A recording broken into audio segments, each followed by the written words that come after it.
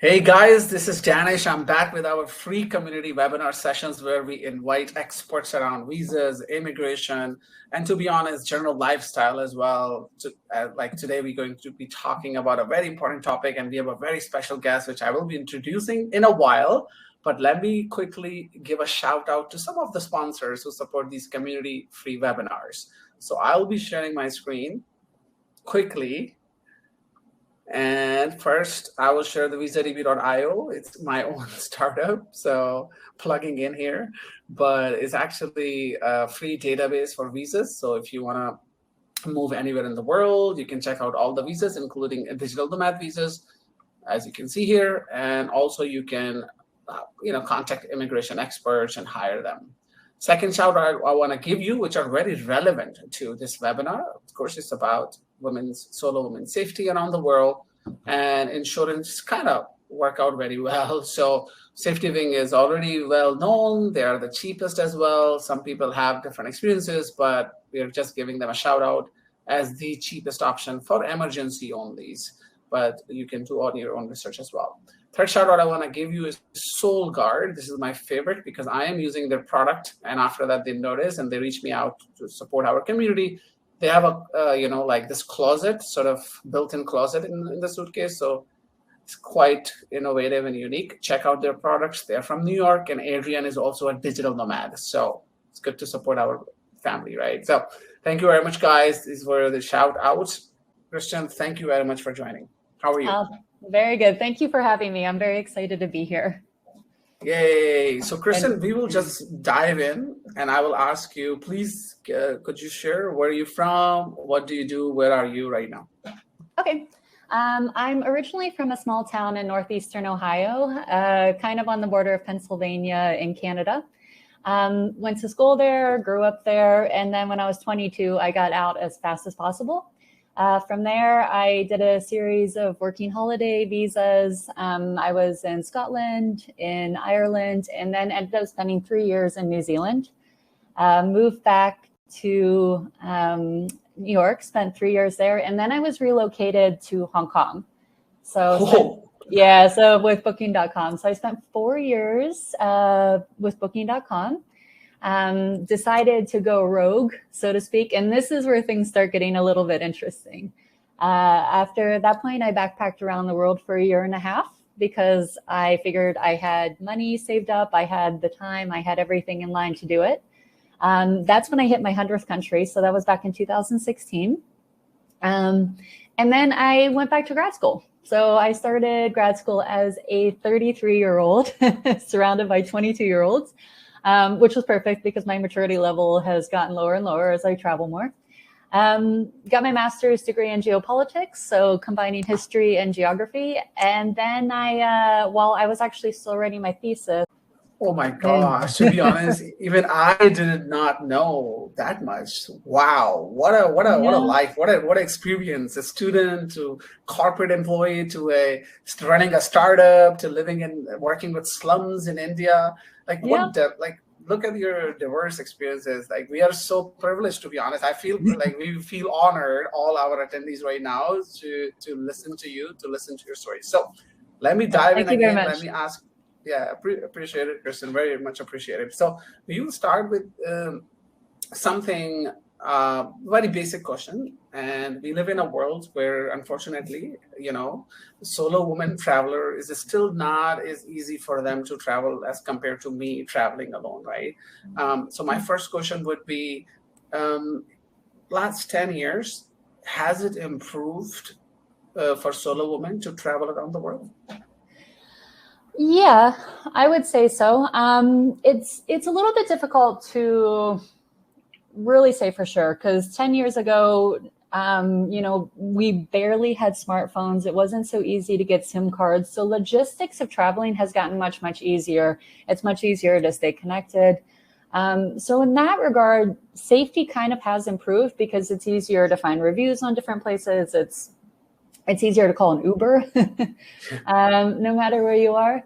And the type of destinations I'm going to has changed drastically since then. So, 10 years ago, I was in Northeast Asia, which is incredibly safe for women, like the biggest danger I faced while I was there was myself.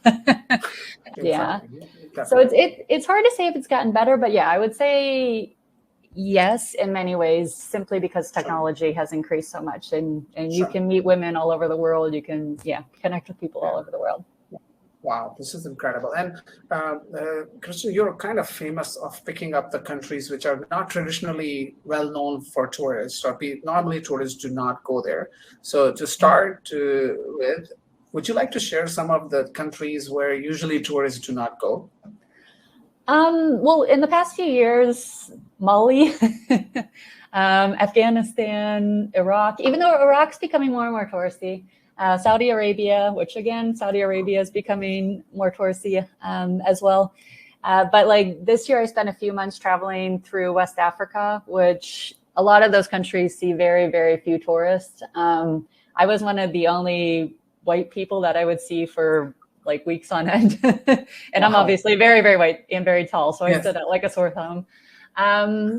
So yeah, like a lot of the countries, like right now I'm in Trinidad and Tobago. So I know the beaches here are touristy, but there's very few tourists you actually see just walking around the city streets and stuff. Wow. Yeah. And then as I told you right before this call, I was figuring out how to get a visa for Sudan. I just got a visa for South Sudan, one for Algeria, and one for Venezuela. So lots of exciting countries coming up. Wow, that's incredible too. Now we're talking about visas. So is there any, like, if solo women are applying for the visas, are there any countries which kind of like feel it like, hey, who you are with or why you're applying alone, or this has nothing to do with it? Historically, Saudi Arabia wouldn't let any single women in under 40. That has changed. I think I'm old enough at this point that they know I'm probably not going to get trafficked. I'm not their target market for dodgy things happening. Yes. So no, I haven't really experienced it. The one thing that I did experience that was very frustrating was when I was trying to apply for a work visa for India. And mind you, this is 2018. 2018. In order to apply for the visa, they asked me to provide a letter from my father or my husband. Saying that they would support me and so on. And it's like, okay, well, first of all, this is a work visa, so I have a job offer. I'm 38 or 37 or whatever at the time. And, I've got a master's degree, I've got everything. And you're wanting a letter from my dad. And it's like, and I told them, I was like, my father's dead and I don't have a husband. So what do I do? And they're like, well, you can't go. I was like, what? It's like, I have to turn down an opportunity to work in India because I don't have a husband that will vouch for me. But I managed to find a workaround. So that was all fine. But that was infuriating because, India's a democracy. India is supposed to have equal rights for women. And I asked, like, can I provide a letter for my mom? And they're like, no. I was like, well, she's the one that's alive. So what do I do? Wow. This is totally, I think most of the countries, because it's purely common maybe in India and Pakistan and Sri Lanka, where mostly husband and brothers are working. So they were applying their own things to you. But yeah, I hope you already found a way. I hope they have changed this because, as you said, you're going for work. You're going to make your own money. Well, and you're like a 37-year-old woman. It's like, why would my dad have to support me? Yes. It's pretty sad if he does. Yes, that's absolutely. Yeah, I think so, because you obviously, the more you travel, the more used to different places that you get, and you also know how to see warning signs. And I think that's one of the biggest challenges as a female traveler is a lot of people or a lot of women don't trust their gut instinct. It's like, if something feels wrong, get out of that situation ASAP. And I think the longer you travel, and in particular, if you're traveling through more challenging countries, you learn to trust that instinct really fast. And like, I don't want to jinx myself here, but I've been very lucky. I've had very few really scary experiences. And I don't want to say it's because I'm smarter or more well-traveled, but I do trust my gut a lot.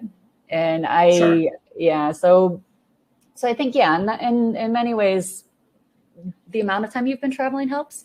But again, also the locations, because most people don't wake up and they're like, I have never traveled abroad, so I'm going to go to Afghanistan.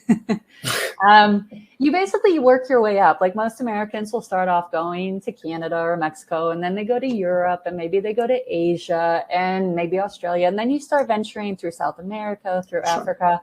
And it's almost like you kind of advance your travel level. Wow. And so you do become more comfortable in odd situations the more you travel. I think, yes. I think the very important point you mentioned, that getting out of the situation, maybe people feel overwhelmed that they could not get it out. And with the time, you're like straightforward. Hey, I feel like red flag. Let's get the hell out of here, right? Yeah. And honestly, I think that's the thing. Like as women, we're taught to be polite, like you don't hurt people's feelings, you be nice. Yes. But it's like if something in your gut is telling you that something's not right, warning signs, just go. Get the hell and out. This is like a big travel tip that I like to give. And like I write a lot of travel articles, and I tell this all the time. Like women, when you're traveling, travel as lightly as possible. It bugs me so much when I see women in their rolling suitcases and they've got their bags and they can't move fast.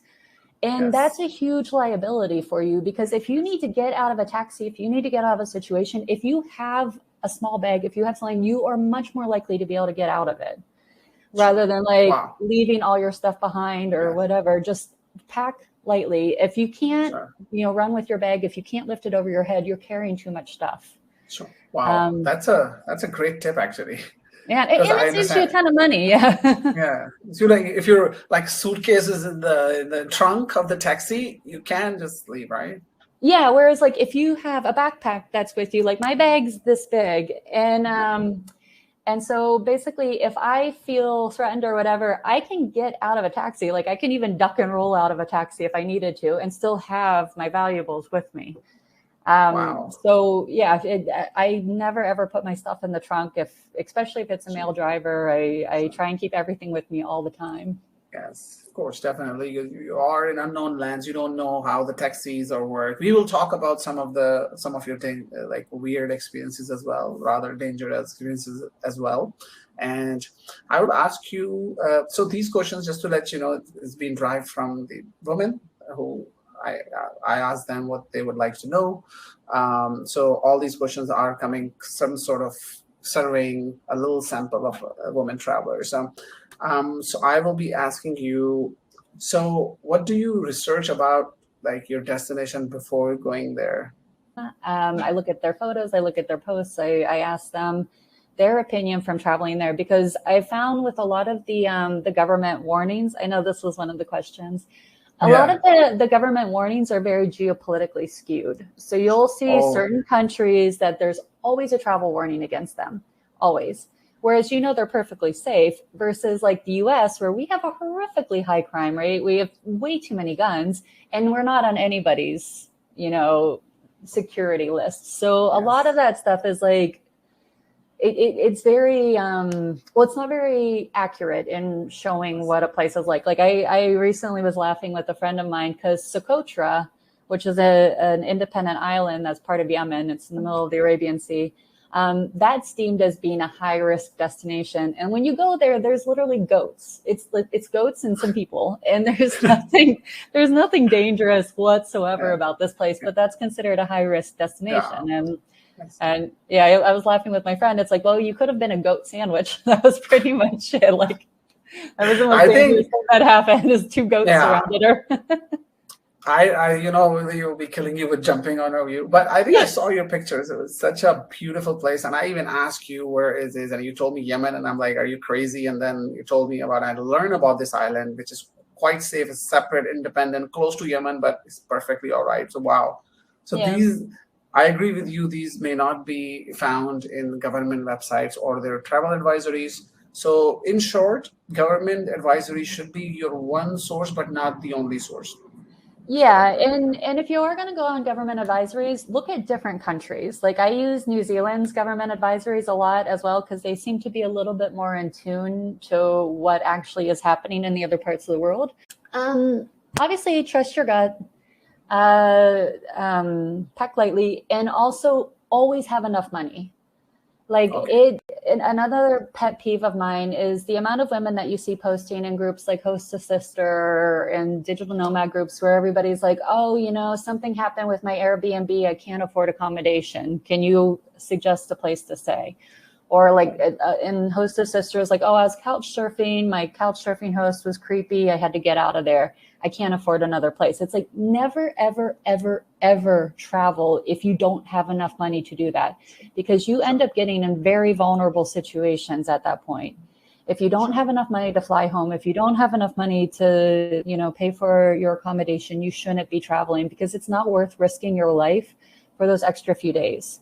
Sure. Like Yeah. I once knew an Australian guy. He ran out of money, and with his last like 20 euros, he bought a sleeping bag and was sleeping in the park in Amsterdam. I was like, you are insane. And Wow. he didn't even know how he was going to get to his next destination. Like, Oh, it's no. just, And that's honestly, as a woman, that's one of the most dangerous things that you can do. I think, If, yes. yeah, just wait until you have more money. Go home, Yeah. work, save, do whatever you can. Just don't put yourself in those situations because you Mhm. don't have enough money to pay Yeah. for an escape route. Yeah. I think this is a great advice, and especially for women, it may be very, very important. And even for men, I would say that don't, because it's like it doesn't make sense. And you can wait, I guess, as you suggested, go back home, work a little bit more, delay your trip maybe for 6 months, but be safe, right? Yeah, yeah. Do whatever you can to always make sure you have an emergency cash flow or emergency cash Sure. as backup. I guess just don't listen to the people that are too scared to go anywhere, because they've never gone anywhere. They don't know what it's actually like. But at the same time, don't listen to people like me because we go everywhere. Um, Now, like the biggest thing is just like I said, do your research, try and find out the safety, find out from people who have recently been there, because the situation in certain countries can change very, very quickly. Um, and just yeah, like I said, make sure you always have enough money on you that you can get out of dangerous situations, and Mhm. trust your instinct. Like if Sure. you are too scared to do anything, you're never going to do anything. And you know, people are terrified of going to places like Mexico. It's like, oh well, you can get, you know, raped and you can get murdered. It's like you can do that same exact thing in the US. Yeah. Just make sure to follow normal safety guidelines. Like Sure.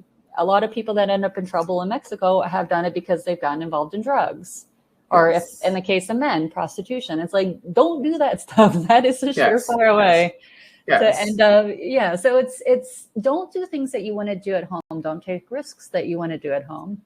Sure. And especially for American women out there, statistically you're pretty much safer in virtually every part of the world than you are in the US, simply because no, I mean simply because of our crime rate, but then also because as a woman you're much more likely to get attacked by somebody you know. So whether it's by a husband or your boyfriend or parents or whatever. And Wow. yeah, that's statistically you're much more likely to have that happen. And so if you're traveling in a place that you don't know anybody, well, you're already safer. Yes. So it's So no place is dangerous, but you. Do you would you like to share any dangerous experience happened with you, or any kind of danger you felt and then you came out of that situation safe?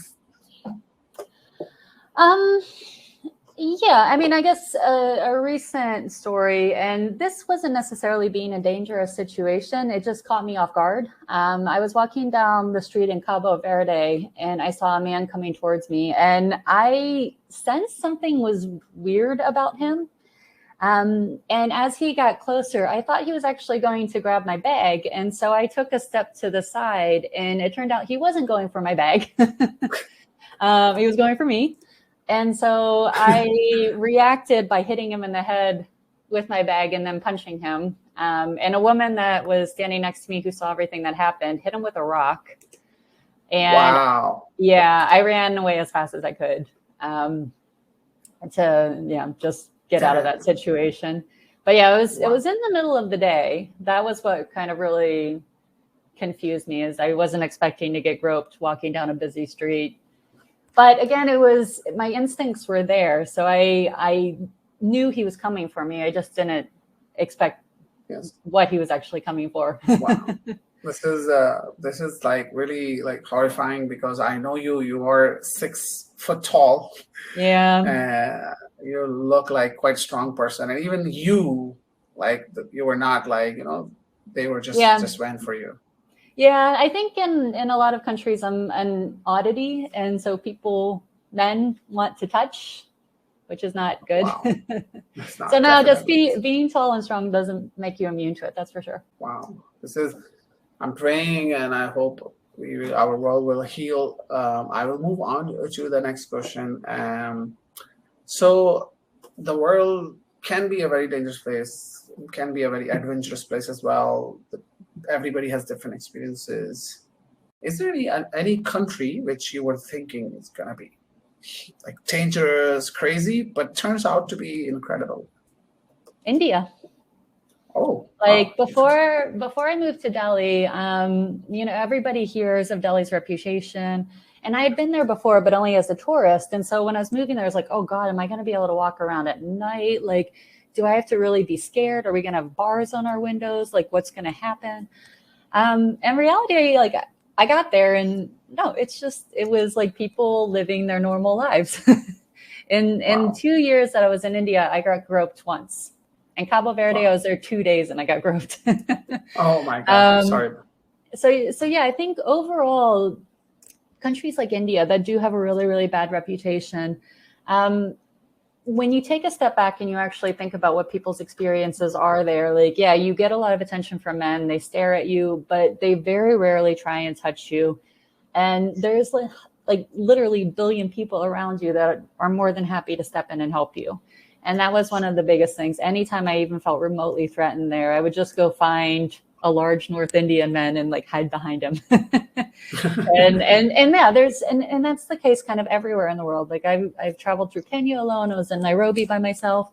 And anytime I even felt like remotely uneasy, I would just go and find women. Like most parts of Africa where I've been, like African women are more than happy to kind of take you under their wing and kind of look after you for a little bit if you're feeling scared. Women, digital nomads, they are asking you. So I will read out, and you can also, if you could not understand me or there's some sound problem, you can also read them. So first I will go into the question and answer tab in the window there. And Johanna is asking, do you always have everything figured out when you arrive in a new country?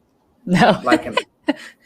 No, absolutely not. I didn't even know what the currency exchange rate was for Antigua when I got here. No, I don't think any of us really do. And a lot of the reason behind this is the countries that I travel to, for the most part, everything you find online is so outdated that you don't even know if it's accurate information. So you'll get to some place and be like, oh, there's supposed to be a bus. There's no bus. And so you have to troubleshoot. A good example of that is I wanted to do a train in Mozambique that went from Mozambique to the Malawi border. And everything I read was pre-COVID. And I couldn't find anything about the train actually running now. So I was like, all right, well, I'm in South Africa. I'll cross the border. I'll start asking around and see what happens. And every single person I asked was like, oh, no, that train hasn't been running for a long time. And then even if I would have traveled up to the north, the north was kind of unstable with insurgency. And so I was like, okay. And so I just hightailed it back into South Africa. I spent like 3 days in Mozambique when I was planning on like traveling the whole country. So no, I never have anything figured out. Wow. See about Peru, and thank you a lot in advance. Peru is amazing. I've been to Peru twice. The first time I just flew in and out of Lima and then went to see Machu Picchu and so on. And then the second time I was actually going overland. So I went all the way from Ushuaia in Argentina to Cartagena, Colombia overland. So I actually started at the bottom of Peru and went all the way up north. Peru is an amazing country. It's got everything. You can hike the Salcantay Trail, which is kind of the alternative hike to get to Machu Picchu.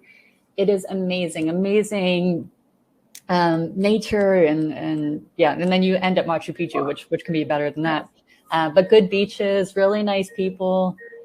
Yeah, but in Peru, I was actually asked, in 2 different places, 2 days in a row, would have sex with them. I was like, no, no, no, no. Like and direct, like there's no yeah, like no conversation now, like straight, no, hey, let's have sex.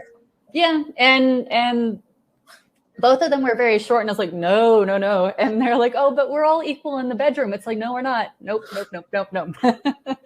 But 2 days in a row at 2 different cities, like, really? Really? Wow. Is that normal?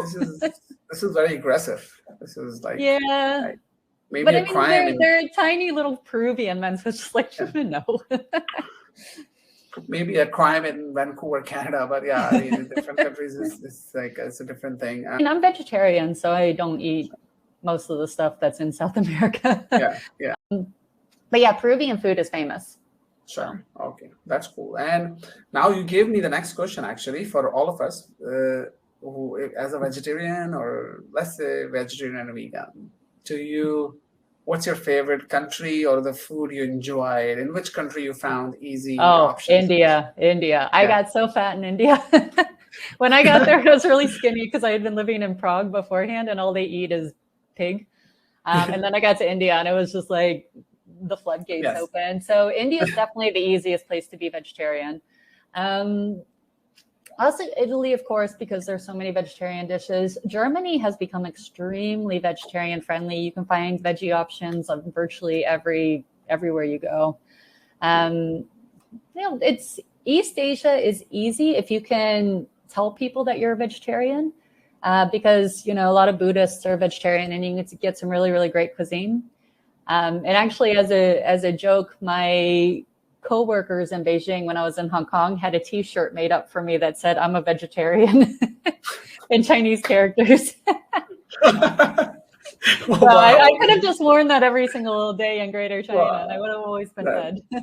That's amazing. I think I agree with you. South India, especially, I think is also one of my favorite. I also make myself some of the dishes, so I agree with you. And there are, as you mentioned, many countries. I'm in Chiang Mai, and I was surprised. Like, there's organic vegan restaurants here. So yeah, so good. That's a good news for all the digital nomads. And if you feel more comfortable doing it, if you feel safer, by all means, do it. Yes. I just don't know if it really does help a lot. Sure. That's yeah. I'm also wearing it's a yoga ring, but people think I'm married, so I'm doing like anti thing. People are not approaching. So Danish, no women are going to hit on you then. What are you going to do? I learned this after 1 year. I'm like, why am I like, okay, anyway, so we will talk. And I think Kristin, Sherry is asking, and guys, please forgive me if my pronunciation is not correct. Sherry is asking, please ask about getting into and traveling on your own in Iran on an American passport. You have to do a tour. So I went through a company called Up Persia, UPERSIA. I'm hoping they still exist, because when I went, it was 2016 or 2015. So hopefully they're still in business after COVID. But you basically have to do a tour. And at the time when I went, you have to fly in and out of Tehran, so you can't do overland or anything. But the tour I went on, it was me, another American guy, and then a couple from Hong Kong. So it was more like traveling with friends. And our tour guide was an amazing woman. At one point we were sitting in a mosque talking about sex, which was like, wait, I feel like I'm going to burst into flames or something here. But yeah, just talking about relationships and so on. And yeah, so it's not like you're going to get like an old fuddy-duddy tour guide. And it's definitely worth it. It's definitely worth it to go to Iran. Yeah. And what about the stamps? Because we heard that you have an Iranian stamp, other countries can make an issue out of it. Iran's not an issue. Israel is. Almost dead at the time anyway, so I needed to get a new one. But that was kind of like, even as I was saying, no, and the guy's just like, boom. It was like, you were like, no. Yeah, I was like, oh man, there goes the passport. But yeah, a lot of countries in the Middle East you can't travel to if you have an Israel stamp. And for Iranian passport, when you come back, American immigration can ask you a question if you went to Iran? I mean, they could, but okay, nothing. Usually in my experience, the immigration officers in the U.S. don't even know where these countries are. So They don't. Sure. They Okay. don't think that's too much. The only issue that it causes is for Europeans who have been to Iran, because then you can no longer get the like American visa or the clearance or whatever. So you have to go for a visa appointment.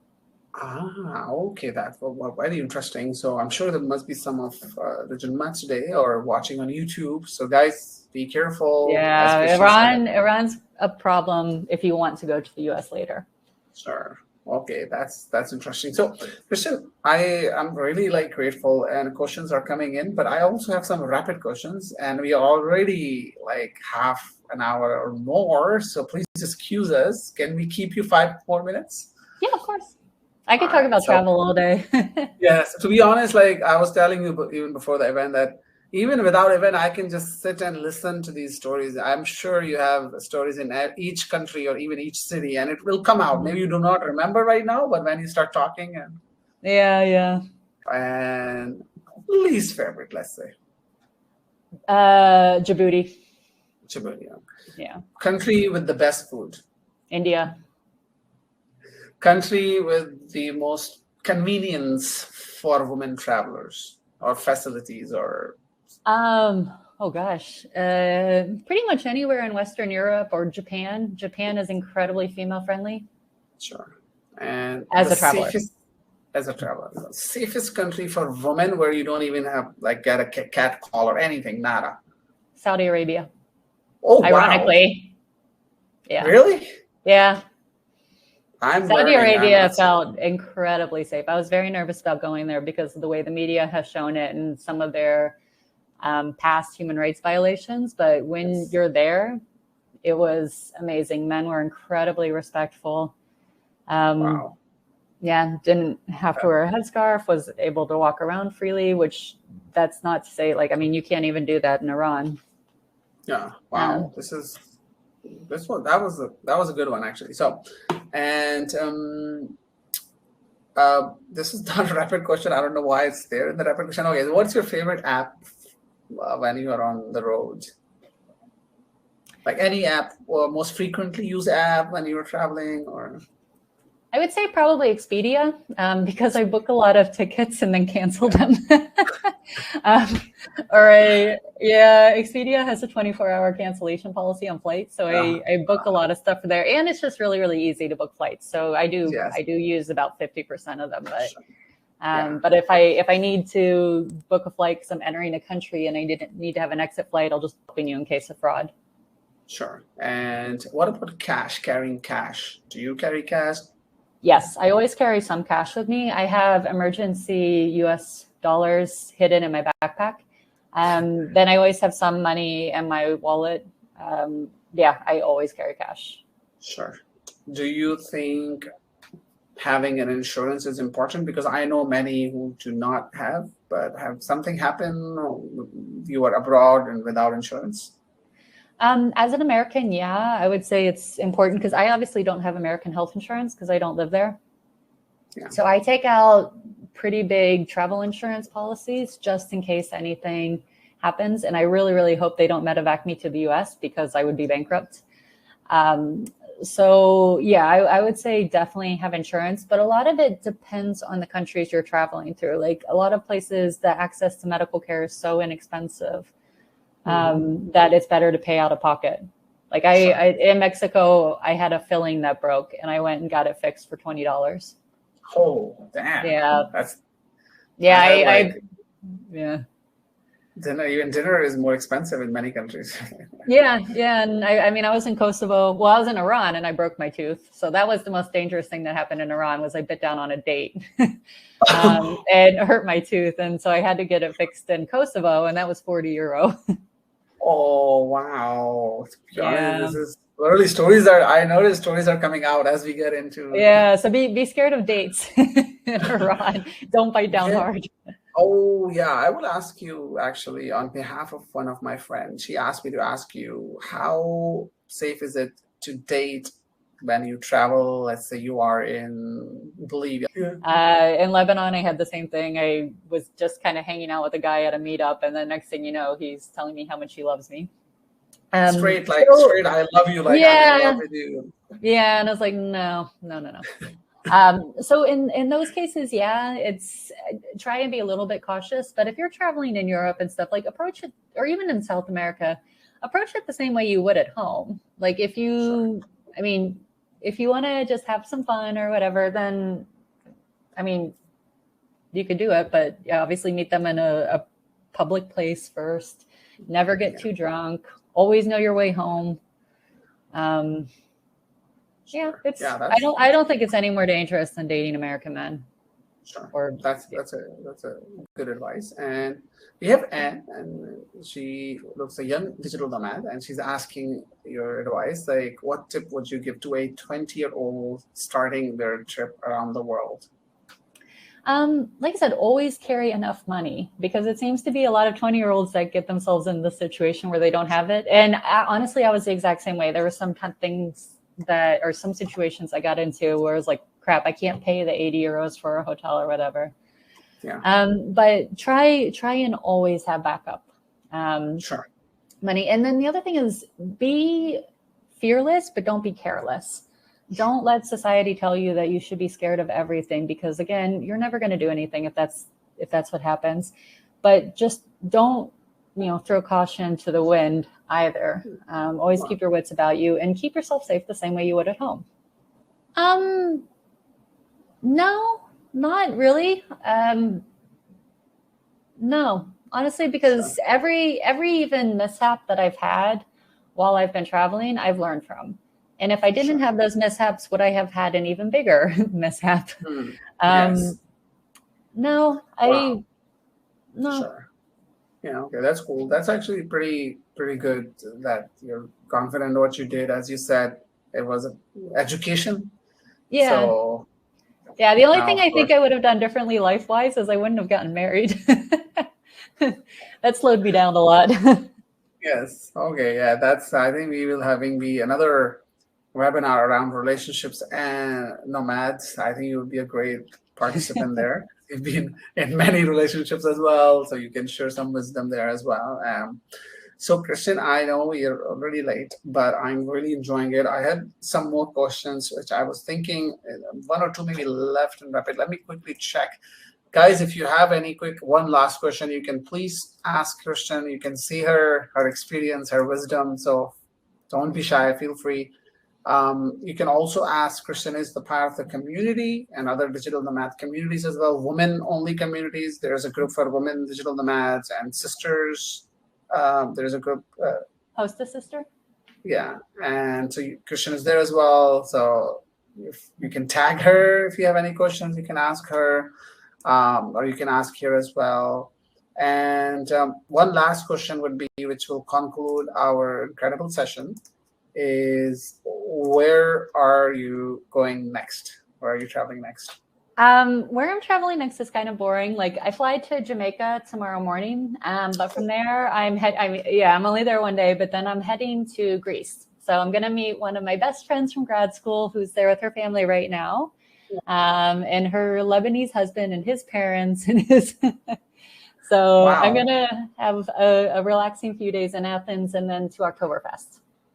Wow, this is exciting destinations. So that's going to be coming up a little bit later, and it's pending visas. Yeah, wow, this is exciting. Greece, I love Greek salad, and food is awesome. I think for vegetarian, Greek salad is the best thing, and I have enjoyed it. So Jamaica, I'm sure. Like, have you been to Jamaica before? No. Sure. So it'll be country 144. Sure, country 140. Wow, that's amazing. I think I'm planning next year for Jamaica. All those countries where I usually don't go. So, Kristin, I am literally, showing my gratitude in camera as well, but my energy-wise as well, on the behalf of 154,000 all digital nomads, and you'll be surprised to know that half of them, 49.8% of our group membership is women's, and the new membership are more. No, well, I guess the biggest thing is just go. I know so many women, especially women my age, I'm 40 right now, and they desperately want to travel. They spent a lot of their prime raising kids or working corporate or whatever, and they really, really want to go, but they're scared. And honestly, just go. Just get a passport, book a ticket, and go. I promise you, everything will be fine. once you get out there. Just you have to get the courage to do it. That's incredible. And I cannot let Anna's question go, quickly asking, do you work while traveling? And thanks for your time. I'm right there with you, except that I'm a bit older. I have to hit some of the places like Kiribati. Have you been there? I haven't been to Caribbean. I was actually researching it because I still need to do a lot of the Pacific Islands. And yes, I do work while I'm traveling. I have a full-time job working for a digital marketing firm. And then I have part-time freelance work. So I've written for a lot of different travel websites. So I basically work 1.5 jobs, and then traveling's the other half of a job. I think we all digital nomads.